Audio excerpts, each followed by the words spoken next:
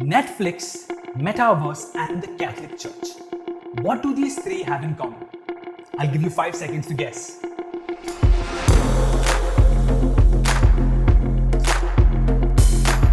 So, what do Netflix, Metaverse, and the Catholic Church have in common?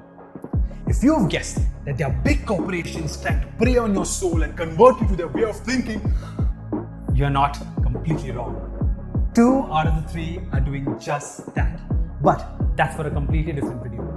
Right now, what do these 3 giants all have in common? They are all engaging with millions and millions of people online.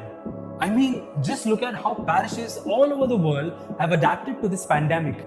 They've made great efforts to stream masses online just to keep us connected to Christ from the safety of our homes. And that's been great for us, right? We can watch Mass in comfort from home. Missed one service? Just choose another. Don't like the homily? Just choose your favorite preacher.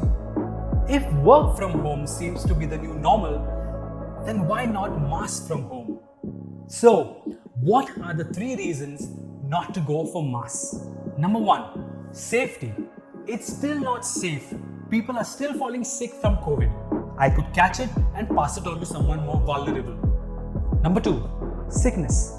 The sick have been watching Mass long before the pandemic began. So why can't I? Number 3, convenience. It's easier to watch Mass online rather than go to church. I can watch it at any time of the day or night. I'm able to pay more attention and save on commute time. If these have been our reasons not to go for Mass, let's look at them a little bit more closely. Let's look at the first one. It's still not safe. Well, the fact is, COVID now has a recovery rate of 98.73%. With almost all public places opening up, it's apparent that COVID will be treated like any other seasonal flu. So we need to ask ourselves this: how safe are we waiting for it to get before we return to church? And are we restricting all other essential activities besides Mass, like going to the office, shopping, or attending public functions? Let's look at reason number 2. The sick have been watching Mass online long before the pandemic began. Now, this is what the Catechism of the Catholic Church says. The faithful are obliged to participate in the Eucharist on days of obligation, unless excused for a serious reason. For example, illness, care of infants, etc. So, what's our serious reason for not going to church? Reason number 3, convenience. This is what Cardinal Sarah says. Liturgies in which the faithful participate only virtually risk distancing us from a personal and intimate encounter with the incarnate God, whose presence among his people was not virtual but real. We've gotten used to the idea that we could attend Mass online at our convenience. And for many of us, that's where we remained, online.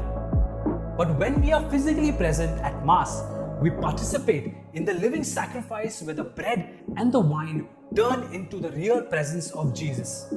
Our participation is not optional, it is essential.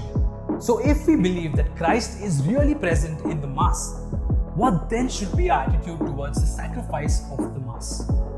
Does receiving the Eucharist depend only on how convenient it is for us? Or is the Eucharist really at the heart of our faith? This is what Pope Francis says.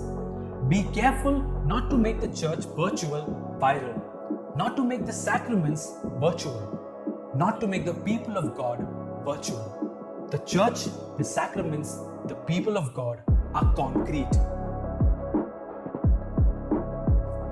So, where do we go from here? This isn't the first time that we've seen such devastation due to disease. We've gone through the Spanish flu in 1918, the Black Plague in 1347, the 1722 outbreak that tore through France, and countless other catastrophes. History tells us that we've not only survived, but we've triumphed by taking refuge in our churches and flocking back to give thanks for the lives that were spared. While online Mass helped us stay virtually connected to the church while we were in isolation, it can never and was never meant to be a replacement for attending Mass in person. So, what is the final verdict? Do our reasons to avoid physical Mass really hold up? Do you think the online mass is the way of the future? What other difficulties would people have in going back to church for mass?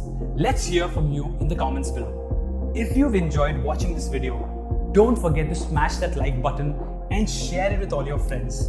Also, please subscribe to see more videos just like this and hit the bell icon and never miss a single video. Until next time.